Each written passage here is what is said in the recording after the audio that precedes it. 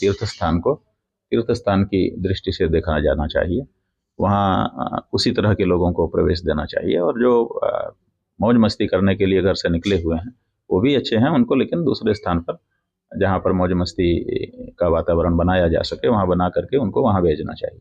तीर्थ स्थानों में ही मौज मस्ती दोनों ठीक नहीं, वो तीर्थ स्थान तपस्या का स्थान। जो लोग पिकनिक की भावना से अगर यहाँ आते हैं तो वो अगर घर में ही रहें तो अच्छा है, क्योंकि जो वो स्वयं भी आकर के अव्यवस्था फैलाते हैं, और जो यात्री यहाँ आते हैं धार्मिक रूप से 90% लोग, उनको भी असुविधा होती है और प्रशासन को भी असुविधा होती है।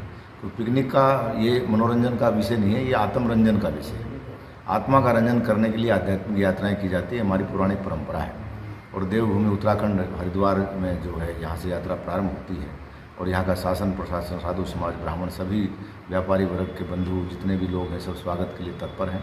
आने वाले सभी श्रद्धालुओं को किसी प्रकार की असुविधा ना हो, तो इस प्रकार के अगर कुछ लोग आते हैं असामाजिक रूप से, तो उसको शासन को सख्ती से उनके तीर्थाटन है ना कि पर्यटन, ये यात्रियों को ध्यान में रखना होगा। इस यात्रा में जो लोग पिकनिक के रूप में आते हैं, विभिन्न प्रकार की ऐसी गतिविधियां करते हैं, वो ध्यान रखें कि ये चार धाम की बड़ी पवित्रता और बड़ा सम्मान है। इस यात्रा की अक्षुण्णता को बनाए रखने के लिए मैं आह्वान करता हूं, और जो ये इतनी बड़ी आपदाएं आती है वो इन यात्रियों के कारण जो असंयम बरते जाते हैं उसी कारण ये संकट आते हैं।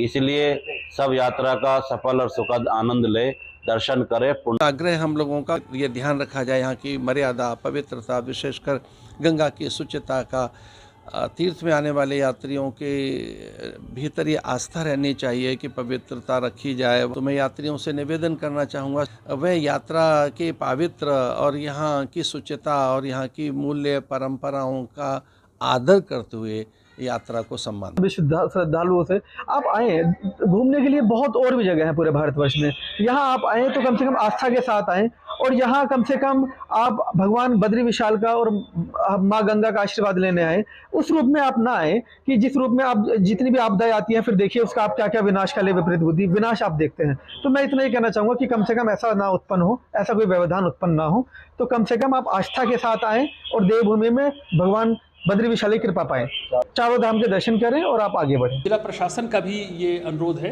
कि आप चार धाम यात्रा में आएँ, आपका स्वागत है। देवभूमि आपका स्वागत के लिए तैयार है। हरिद्वार आपका एंट्री पॉइंट है। एज ए डीएम हरिद्वार, मैं सभी देश विदेश से आने वाले तीर्थयात्रियों का हृदय से उनका मैं स्वागत कर रहा हूं, उनकी शुभ यात्रा की मैं कामना कर रहा हूं, और उनसे अनुरोध है कि जिस धार्मिक भावनाओं से ओतप्रोत होकर आप आ रहे हैं उसी धार्मिक भावना से आप अपनी यात्रा को सकुशल संपन्न करें। हमसे जुड़े रहने के लिए हमारे YouTube चैनल को सब्सक्राइब करें और नई वीडियो की नोटिफिकेशन के लिए बेल आइकॉन को दबाएं। अगर आप ये वीडियो Facebook पर देख रहे हैं तो लाइक जरूर करें और ज्यादा से ज्यादा शेयर करें। धन्यवाद।